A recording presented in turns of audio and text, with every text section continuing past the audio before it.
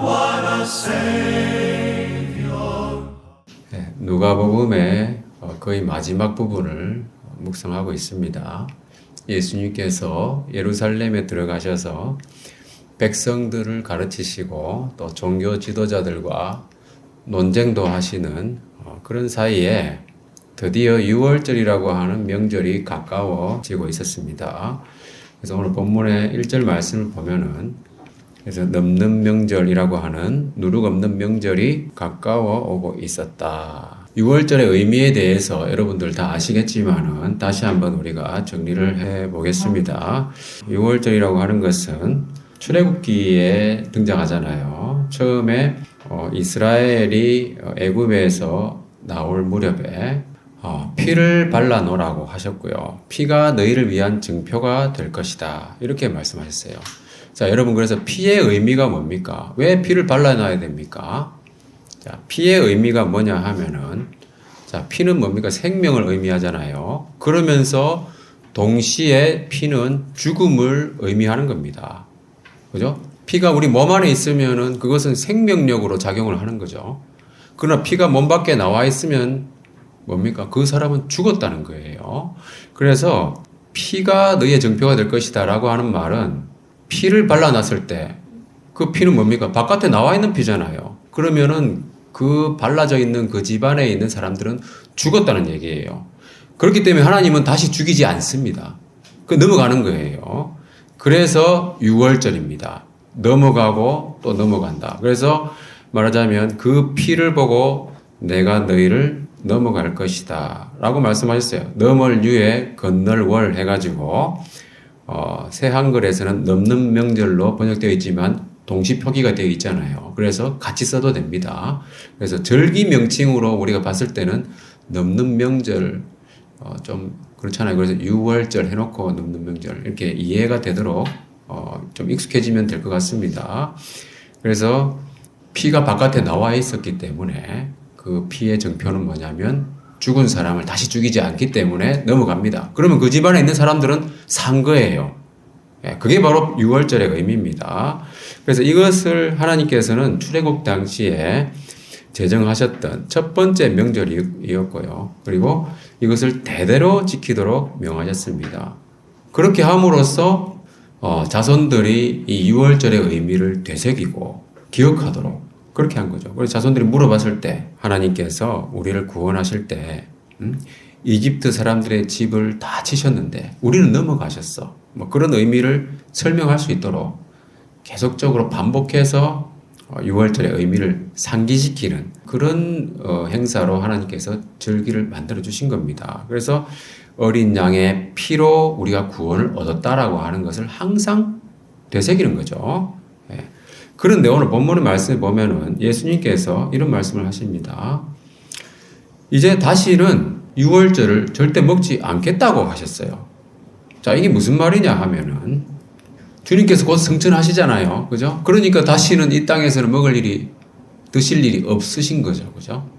그런 의미도 있겠지만 이 말씀의 의미는 그것보다는 공식적으로 이 6월절이 마지막이다 이 뜻입니다. 이 6월절은 말 그대로 마지막이라고 선언하신 거예요. 그래서 오늘 본문의 말씀을 통해서 하나님께서 이 마지막 6월절을 어떻게 준비하셨는가 한번 살펴보도록 하겠습니다. 자, 우리가 무언가를 할 때 지금까지 계속 해오던 것이 있잖아요. 뭐 하다 보면은 처음에는 새롭고 신기하고 그래가지고 열의를 가지고 하다가도 여러 번 반복되면 어떻습니까? 좀 흐지부지 되고 좀 타성해졌고 이런 게 있잖아요. 그죠? 근데 마지막이다 했을 때는 어떤 생각이 들겠어요? 이게 정말 마지막이니까 최선을 다해서 해봐야지. 이런 마음이 들잖아요. 그죠? 근데 하나님께서도 이 마지막 6월절을 어떻게 준비하셨을까? 어떻게 이루셨을까? 하나님은 원래 완전하신 분이시기도 하지만 이 마지막 6월절이니만큼 이 6월절의 의미를 완성하시는 그 행사를 하신 겁니다. 자, 6월절의 의미를 완성하신다는 것이 무슨 뜻인가? 자, 출애굽 당시에 유월절이라고 하는 것은 이스라엘 민족에게만 적용된 구원의 의미였잖아요. 그것을 완성하신다는 말은 이 구원을 온 세상 사람들에게 적용되도록 하신다는 겁니다. 그래야 완성의 의미가 있잖아요. 그죠? 하나님께서 온 세상 사람들을 구원하시기 위하여 이스라엘 민족을 택하신 거고 그 민족에게 또 예수님을 보내신 거잖아요. 그래서 그런 의미를 염두에 두고 마지막 유월절을 살펴보도록 하겠습니다. 우선 마지막 유월절에 어린 양을 준비하셨죠. 준비가 되었습니다. 자, 유월절의 규정을 보면은 이 말씀을 보면 좀 길기 때문에 제가 필요한 부분만 말씀을 드릴게요. 집마다 어린 짐승 한 마리씩을 마련하라고 하셨어요. 사람 수에 맞추어서 어린 짐승을 마련하라고 하셨습니다. 그리고 그 짐승은 1년 된 흠없는 수컷으로 양이나 염소 가운데서 취하라고 하셨어요. 자, 이것이 바로 이스라엘이 애굽 땅에서 나오던 때의 첫 번째 유월절이었습니다. 또 14일 저녁 어스름에 그 짐승을 잡아야 했습니다. 마지막 유월절은 그럼 뭐겠습니까? 이스라엘 민족만을 위한 것이 아니라고 했잖아요. 그러니까 모든 사람이 먹을 만한 짐승을 잡아야 되겠죠. 그죠? 마지막이니까 완성되어야 되니까 세상 모든 사람에게 적용되는 유월절. 그렇다면 그 규모가 얼마나 크겠습니까? 그래서 유월절 제물의 조건을 생각해 보면은 각 집마다 마련하라고 했잖아요. 이스라엘 민족만이 아니라 온 세상에 구원받는 모든 사람이 그 사람들이 다 거할 집, 각 집이 아니라 그죠? 하나님의 집이겠죠. 그리고 1년 된 수컷을 마련하라고 했습니다. 1년 된 흠없는 수컷이라고 하는 말은 가족 단위로 먹을 수 있는 양입니다. 그리고 보통 1년 된 수컷 하면 장자를 의미하거든요. 그래서 자, 생각해 보면은 하나님의 아주 큰 집에서 모든 하나님의 가족들이 먹을 만한 그런 재물, 그러면서 장자이면서 흠이 없어야 된다. 그런 재물이 있겠습니까, 여러분? 그래서 유월절을 완성한다는 의미에서 더 이상 이 양이나 염소와 같은 그런 짐승은 아무 의미가 없는 재물이 되는 거예요. 완성한다는 의미에서 보면은. 그래서 하나님은 어떤 재물을 예비하셨는가? 따로 한 몸을 예비하셨습니다. 그래서 개역 개정판 말씀을 가져왔는데요. 여기 보시면은 주께서 세상에 임하실 때에 이르시되 하나님이 제사와 예물을 원하지 아니하시고 오직 나를 위하여 한 몸을 예비하셨도다 그랬습니다. 그래서 성자 하나님 바로 예수 그리스도의 몸을 예비하신 겁니다. 그래서 예수님은 하나님의 집에 마다들이시잖아요. 그죠? 그러면서 하나님이시니까 흠이 없는 분이셨다는 겁니다. 그리고 모든 사람이 그죠? 모든 사람을 다 합쳐도 예수님을 못 따라오잖아요. 그죠? 그러니까 그분은 그야말로 이 완성시키는 이 유월절의 제물에 아주 적합한 그런 제물이었다 하는 겁니다. 그래서 유월절 어린 양은 각 집마다 1년 된 흠없는 수컷 한 마리라고 했는데 바로 하나님의 어린 양 예수님을 준비하셨다는 겁니다. 자, 그래서 이 말씀을 다시 보면은 그런데 이 재물을 어떻게 마련할 것인가 한 거죠. 그 집마다 마련하라고 했잖아요. 자, 상징적으로 이 집이라고 하는 것은 아주 큰 집이어야 되니까 만인을 다 구원할 수 있는 그죠? 그러니까 하나님의 집이라고 우리가 생각해 볼 수 있잖아요. 그 하나님의 집을 상징하는 것은 바로 그 당시에는 성전이었죠. 자, 그러면 이 집마다 마련해라고 했을 때에 그 마련해야 될 책임자는 누구겠습니까? 그 성전의 책임자, 대제사장들, 그죠? 그리고 종교 지도자들, 율법학자들, 그런 사람들이 되겠죠. 그러니까 이 성전을 대표하는 공식적인 대표가 바로 대제사장이잖아요.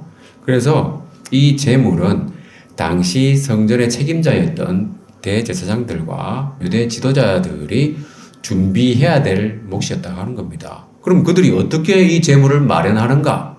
이 말씀을 보면은 맨 앞에 보면은 열째 날에 그죠? 마련하라고 그랬잖아요. 그러니까 열째 날쯤에 미리 확보를 해놔야 되는 거예요. 재물을. 그리고 맨 밑에 보면은 14일 날, 그죠? 저녁 으스름에 잡아야 되잖아요. 자, 그러면 이 사람들이 아무 생각 없이, 그죠? 자기들, 평소에 하던 대로 해왔는데, 이게 희한하게 이게 마련되는 것을 볼 수가 있습니다. 놀라운 일들을 볼 수가 있다는 거죠. 이 재물을 어떻게 마련할 것인가? 자, 알려진 바로는 주님께서는 6월절 되기 5일 전에 예루살렘에 들어오셨어요.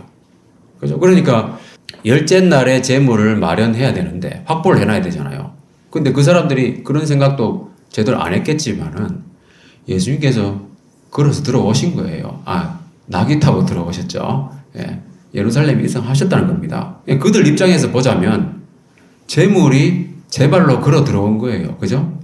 예. 그러니까 그 문제는 전혀 문제가 없이 해결된 거예요. 뭐 열째 날보다 좀 더 하루 이틀 정도 일찍 들어오셨다고 볼 수 있기 때문에.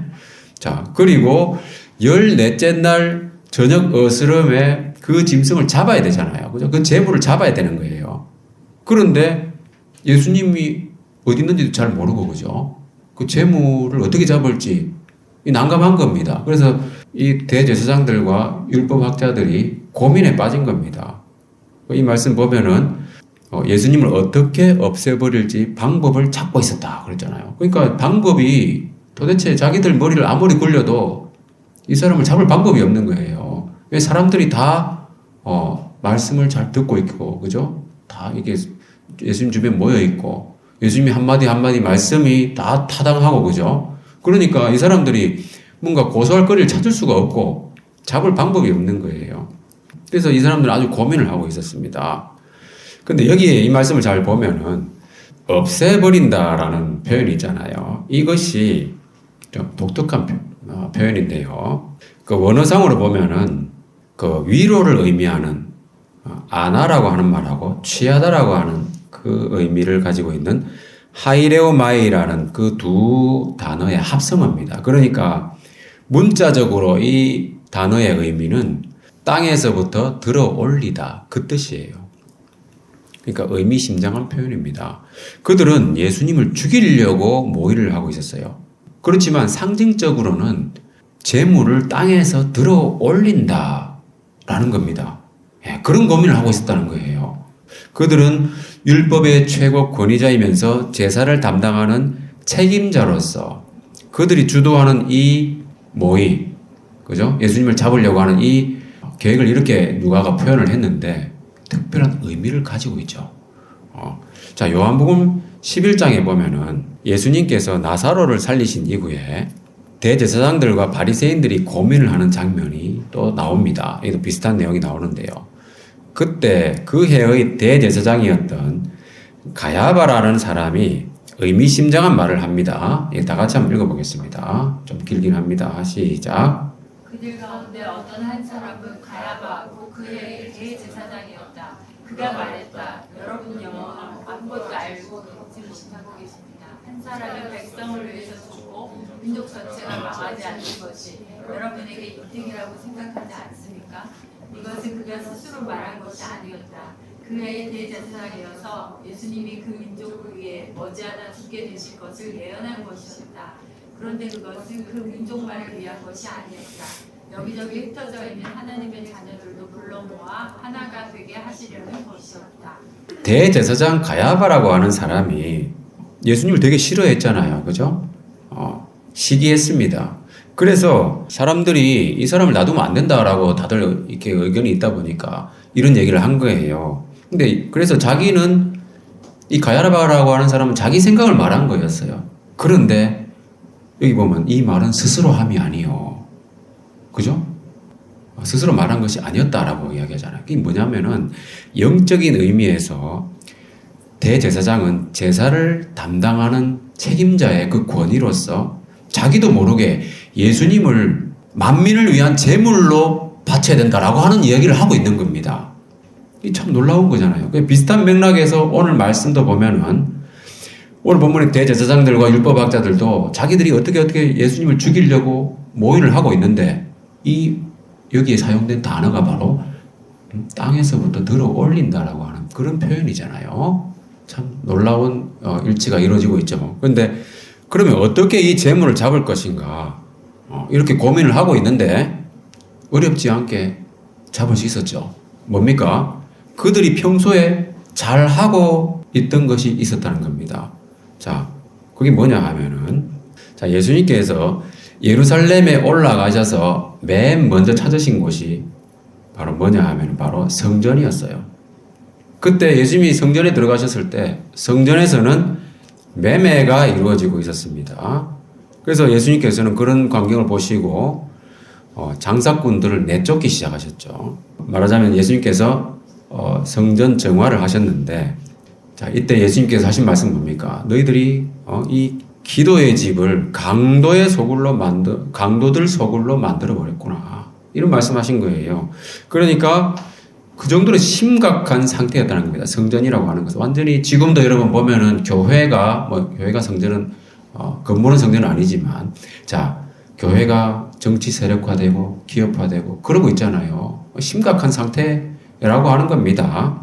근데 당시에는 하나님께서 먼 곳에서 오는 사람들이 재물을 일일이 하나님께 11조를 드린다거나 할 때 그걸 재물을 일일이 다 가져오기 너무 불편하잖아요. 그죠? 그래서 하나님께서 신명기 말씀을 보면은 그런 사람들을 위해서 배려하셔가지고 재물을 가져오지 말고 돈으로 바꿔가지고 와서 재물을 살 수 있도록 배려의 말씀을 하신 건데, 이 사람들은 그 내용을, 그 말씀들을 좀 더 자기들의 이득을 취하는 방향으로 적용을 해가지고 막대한 수입을 챙겼습니다. 뭐냐면 거기서 장사를 하기 위해서 성전 당국의 승인을 받아야 되잖아요.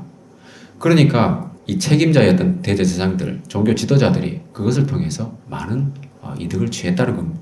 수입을 엄청나게 올렸다는 거예요. 자, 이 사람들이 잘하고 있는 게 바로 이런 거라는 겁니다.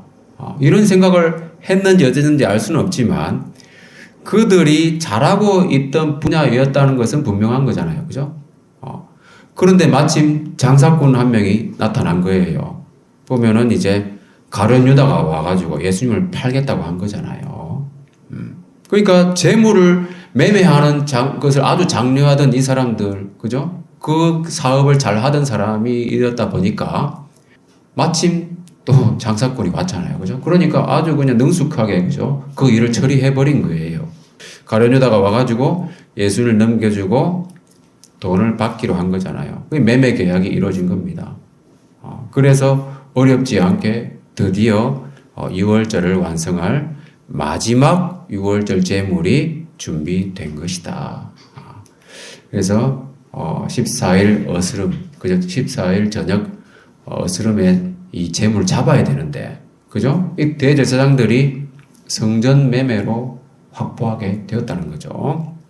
좀 놀랍지 않습니까, 여러분? 이 대제사장이라고 하는 이 권위가 있는, 그죠? 공식적으로 하나님께서 율법에서 정해놓으신 권위잖아요. 그 역할을 하도록 하신 거예요. 그죠? 자, 6월절 준비에 이번에는 쓰인 사람들에 대해서 한번 살펴보도록 하겠습니다. 오늘 본문의 2절 말씀을 보면은 유대 종교의 그 지도자들이 주로 관여를 했었잖아요. 이 사람들은 뭐냐 하면 실제적인 권력을 행사하는 사람들이었어요. 물론 그 당시에 빌라도도 있고 헤롯도 있고 했습니다만은 유대 사회라고 하는 것이 바로 이 종교 집단이잖아요. 그러니까 종교 지도자들의 권위가 말하자면 실세였죠. 그들은 예수님을 죽일 방법을 모의하고 있었습니다. 어떻게 죽일지 이렇게 참 어렵지만은 결국 자기가 잘하는 방법, 가룟 유다가 와서 해결이 되었잖아요. 근데 이 가룟 유다라고 하는 사람은 원래 돈을 좋아하는 사람이었어요. 그래서 이 제자들 중에서 돈꾀를 맡았다는 표현이 있거든요. 그러니까 요즘으로 치면은 회계라든지 총무 정도 되는 사람이었겠죠. 근데 이 가룟 유다에게 이 말씀을 보면은 사탄이 들어갔다고 되어 있어요. 그래가지고 이 일을 성사시킨 겁니다. 6월절 제물을 준비하는 그 일을. 자, 사탄은 어떤 존재입니까? 사탄은 하나님을 대적하는 영적인 존재잖아요. 그러니까 뭐냐면은 대제사장들과 율법학자들이 말하자면 수뇌부잖아요. 그 사람들이 아무리 고민을 해도 해결되지 않는 문제가 사탄이 들어가니까 그죠? 바로 해결이 돼 버리잖아요. 그러니까 사탄에 의해서 움직이는 한 사람에 의해서 이 문제의 해결은 급무사를 타기 시작했다는 겁니다. 그러니까 사탄은 인간의 지혜를 능가하는 존재잖아요. 그래서 특별히 악한 일에 대해서는 기발한 아이디어를 내고요. 그동안에 원수지간이었던 사람들도 협력하게 만들고요. 예, 그런 겁니다. 사탄의 능력이라고 하는 것은. 그래서 초월적인 능력을 발휘하는 거죠. 그래서 가룟 유다에게 들어가는 사탄, 그리고 대제사장들과 이런 종교 지도자들에게 역사하는 사탄, 같이 그러니까는 이 힘을 합쳐가지고 재물을 준비한 것이죠. 예수님을 대적하고 하나님을 대적하는 것이죠. 예. 가룟 유다를 생각해 보면은 이 사람은 예수님의 12 제자 중에 한 사람이었잖아요. 그러니까 주님과 함께 거의 같이 다니면서 주님께서 행하시는 모든 이적들을 다 봐온 사람이잖아요. 그랬으면서도 예수님을 제대로 알아보지 못했다는 거 아닙니까? 그 능력을, 사람의 마음속에 있는 걸 다 꿰뚫어 보시는, 그리고 암들도 다 예견하시고, 그런 일들이 많이 있었잖아요. 그죠? 예루살렘에 입성하실 때부터, 나귀가 어디 가면 있을 거다, 데리고 와라. 또, 만찬 준비할 때도 어디 가면은 물동이를 이고 가는 사람, 따라가서 준비해라. 그런 걸 다 본 사람인데도, 그죠? 놀라운 일들이잖아요. 그런데도 예수님을 알아보지 못하고 팔아넘길 생각을 한 거잖아요. 그걸 보면은 이 믿음이라고 하는 것은 우리가 그냥 본다고 해서 생기는 게 아니라는 거예요.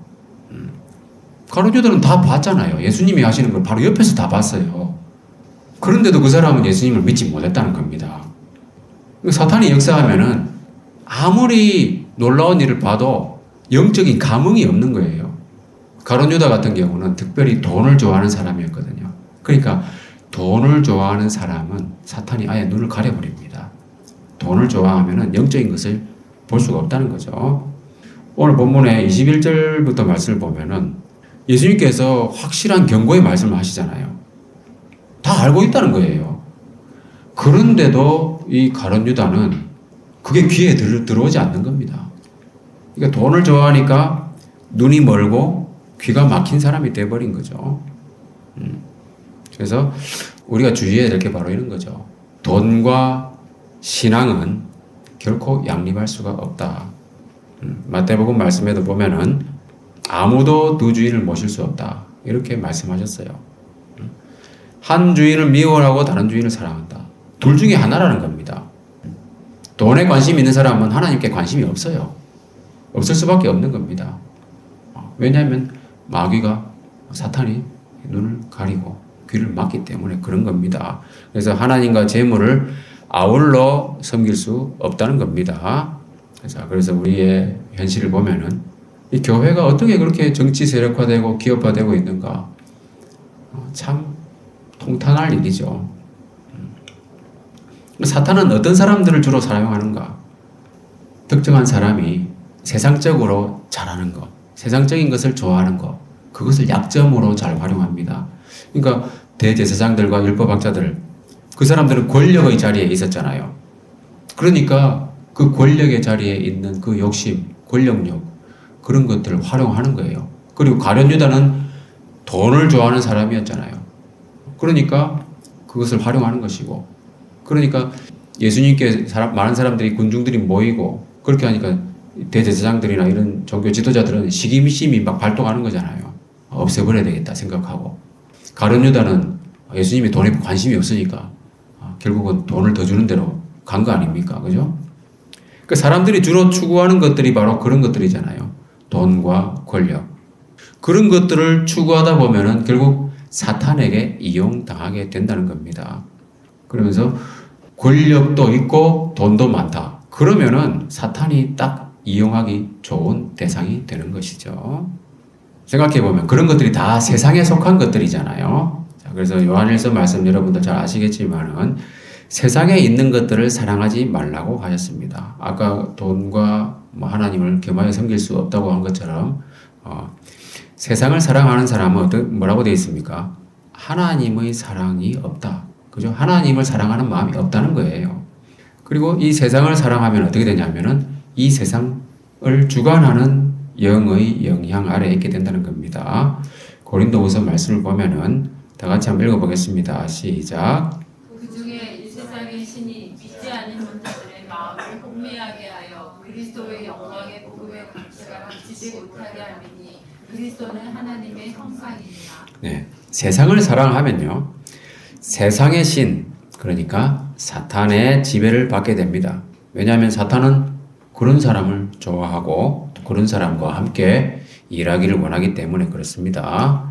그래서 정리하자면, 자, 6월절 준비에 쓰인 사람들은 바로 이런 대제사장들과 율법학자들, 종교 지도자들이었죠. 그리고 가롯 유다, 사탄에게 쓰임을 받은 사람들이었어요. 자, 그래서 세상을 사랑하면 세상 신에게 쓰임 받는다고 말씀드렸고요. 자, 반면에 주님과 함께 있던 제자들, 그들도 6월절 준비를 했었잖아요. 말씀을 보면은, 자, 누룩 없는 명절, 그러니까 무교절 날이 다가왔을 때에 예수님께서 제자들을 보내시면서 6월절을 준비를 시키셨어요. 그런데 보면은 6월절 당일이 되어서 주님이 이 말씀을 하신 거잖아요. 자, 명절 음식을 준비하는 데 있어가지고 그동안 아무 계획이나 이런 것들이 보이지 않다가 명절 음식 준비하는 게 그렇게 간단한 일은 아니잖아요. 장소도 준비해야 되고 이것저것 비품도 준비해야 되고 뭐 6월절 음식도 준비해야 되는데 당일이 돼가지고 주님께서는 이 말씀을 하셨다 하는 겁니다. 6월절이 가까워지고 있을 때부터 대제사장들과 율법학자들은 어떻게 예수님을 잡아 죽이지 이런 고민을 했었잖아요. 그런데 주님과 함께 있던 제자들은 아무런 고민이 없었죠. 그런데 예수님이 6월절 당일이 되어서 이런 말씀을 하신 겁니다. 그 제자들은 몰랐겠지만은 주님께서는 다 계획을 가지고 계셨잖아요. 그래서 제자들이 물어봤을 때도 도시 안에 들어가면은 사람을 만날 건데 그 사람을 따라가서 준비해라 이렇게 말씀하신 거예요. 그 제자들이 가보니까 말씀하신 그대로 되어 있었다는 거예요. 아무런 6월절 준비에 아무런 어려움이 없이 제자들은 준비를 했습니다. 순리대로, 주님의 말씀대로. 그 주님과 함께 다니다 보니까 주님의 말씀대로만 하니까 착착 다 준비가 되었다는 거예요. 그 하나님이 다 준비하셨다고 하는 것을 경험하게 되는 겁니다. 그래서 예수님의 제자들의 경우에는 주님이 말씀하신 그대로 준비했다고 하는 것을 볼 수가 있는데요. 이걸 보면서 우리가 주님과 함께하는 삶을 살다 보면은 정말 하나님께서 모든 것을 다 책임져 주시고 준비해 주신다. 바로 당일이 될 때까지 아무 생각이 없다가도 하나님이 다 준비해 놓은 것을 경험하게 된다는 거예요. 이런 삶을 살아야 된다는 거예요. 제자들이 별로 할 것이 없었습니다. 왜냐하면은 이 일 자체가 예수님께서 간절히 바라고 바라셨던 일이기 때문입니다. 그러니까 하나님께서 다 준비하신 거죠. 주님께서 필요에 따라서 말씀하시고 제자들은 그 말씀대로 따라 하기만 하면 되었다는 겁니다.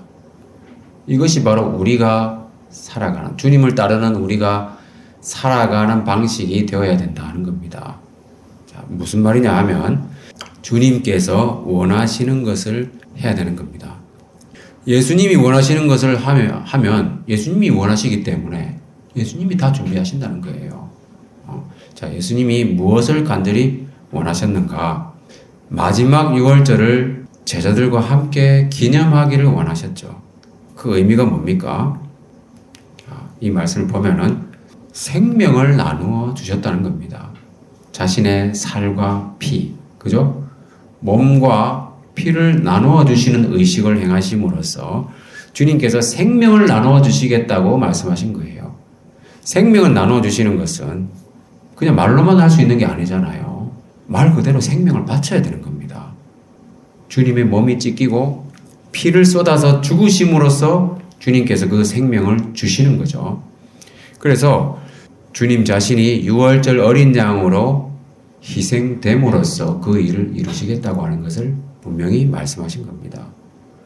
그렇게 함으로써 6월절을 완성하시고 다시는 6월절을 먹지 않겠다고 하신 것이죠.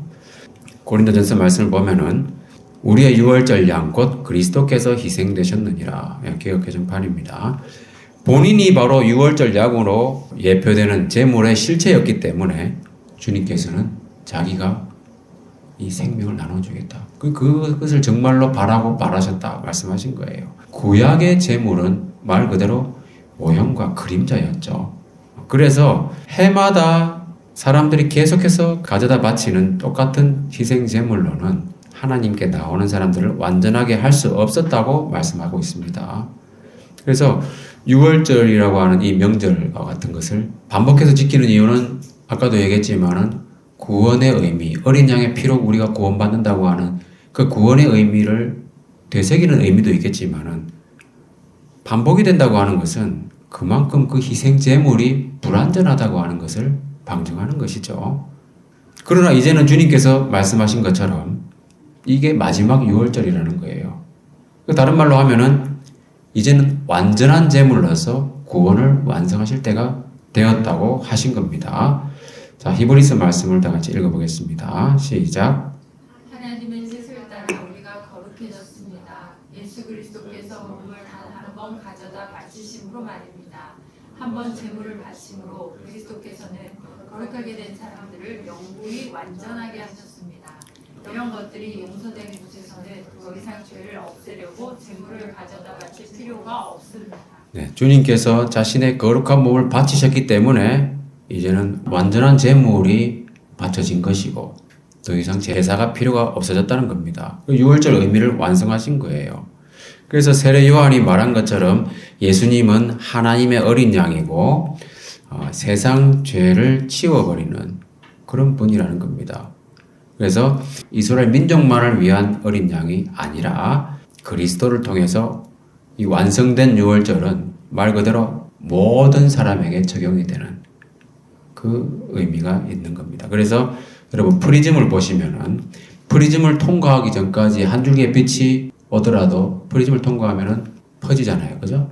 그런 거예요. 바로 그리스도를 통하면은 하나님의 말씀이 그리스도를 통해서 완성되었기 때문에 구약의 이스라엘에게만 적용이 되는 것이 이제는 만민에게 적용이 된다고 하는 겁니다. 자, 그래서 죽을 수밖에 없는 인간이라 할지라도 유월절 어린 양을 통해서 죄 용서와 구원을 얻을 수 있다고 하는 것을 말씀하신 거예요. 그 유월절 때 하신 말씀을 우리가 다시 보면은 어린 양의 피를 집 문의 양쪽 기둥과 문 위쪽 가로대에 발라라고 그랬잖아요. 그 피를 보고 하나님께서 넘어가시기 때문에 그렇게 피를 발라라고 했는데 왜 굳이 이렇게 세 군데에다가 바르라고 하셨는가? 그죠? 한 군데만 발라놔도 피가 발라져 있으니까 다 확인이 가능하잖아요. 그죠? 이 뭐냐 하면은 이것이 바로 유월절 어린 양의 실체이신 예수님의 십자가의 예표가 되게 하신 것이죠. 그래서 위에 바른 피는 바로 가시관으로 피 흘리신 머리에 해당되는 것이고 양쪽 기둥에 바른 피는 목 박히신 손에서 흐른 피고요. 그리고 위에서 흘러내려가지고 바닥에 떨어질 거잖아요. 피가. 그러면은 발에도 못 박히셨기 때문에 그것을 예표하는 그 의미가 있는 말씀입니다. 그래서 예수님께서 유월절 어린 양의 실체로서 십자가에서 이것을 완성하셨다고 하는 겁니다. 그래서 이 문 안에 들어가 있으면은, 그죠? 이 집 안에 들어가 있으면은 하나님이 넘어가시기 때문에 구원이 이루어지는 거잖아요. 그러니까 십자가가 바로 구원의 문입니다. 그래서 요한복음 10장 9절 말씀을 보면은 나야말로 문이라고 예수님 말씀하셨고 나를 통해서 들어오는 사람은 구원받는다 라고 말씀하셨어요. 그래서 주님께서도 자기 자신을 구원의 문으로 말씀하신 겁니다. 십자가가 바로 구원의 문이다 하는 거.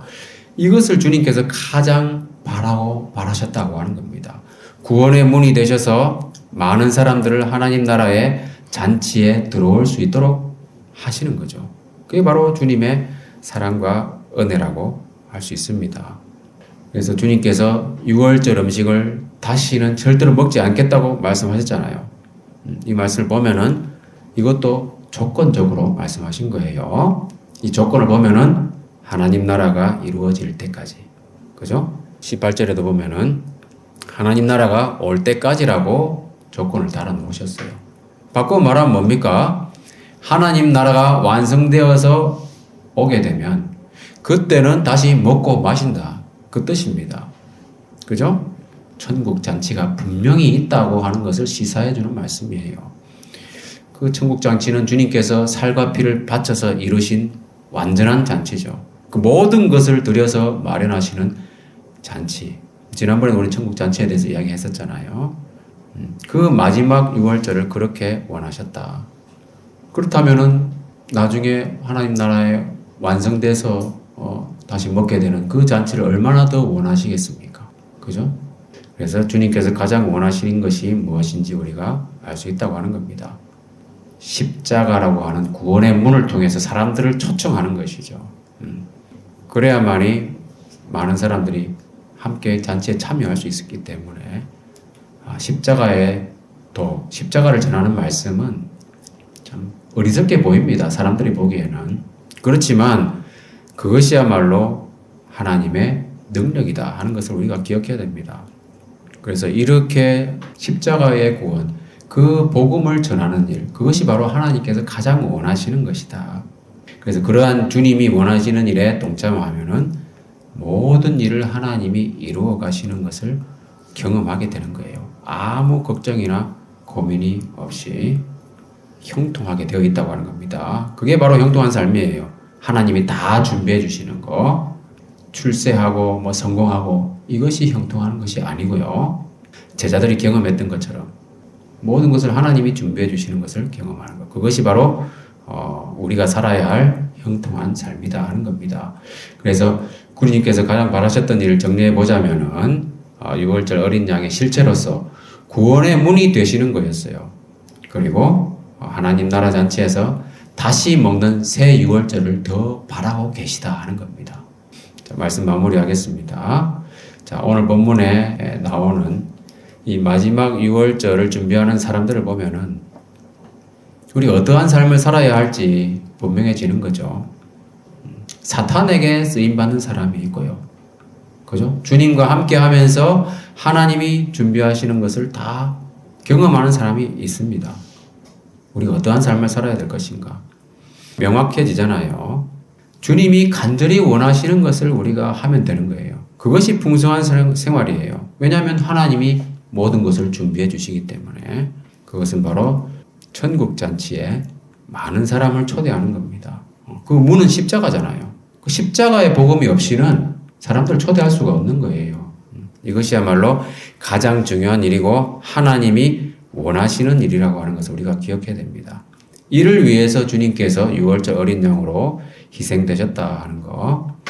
자, 그래서 살아갈 때 주님께서 무엇을 원하는지 자주 기억하면서 복음 전하는 생활에 깨어 있어야 돼요. 그래서 하나님이 예비하신 모든 풍성한 은혜를 경험하고 아무 걱정 근심 없이 그죠? 그렇게 진정한 자유와 평안을 누리게 되시는 저와 여러분 되시길 주님의 이름으로 축원합니다.